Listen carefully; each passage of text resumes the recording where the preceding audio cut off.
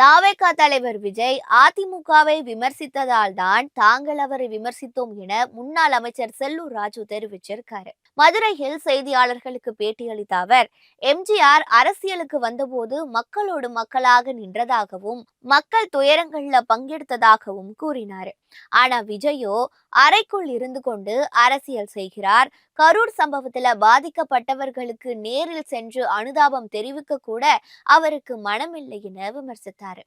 கடந்த 5 ஆண்டு கால திமுக ஆட்சியில விலைவாசி உயர்வு, மின்கட்டண உயர்வு, சொத்து வரி உயர்வு உள்ளிட்ட பல்வேறு பிரச்சனைகளால் மக்கள் பாதிக்கப்பட்டிருப்பதால் திமுக அரசுக்கு எதிராக சுனாமி போல தமிழக மக்கள் வெகுண்டு எழுந்து உள்ளனர் என்றும் குறிப்பிட்டு இருக்காரு.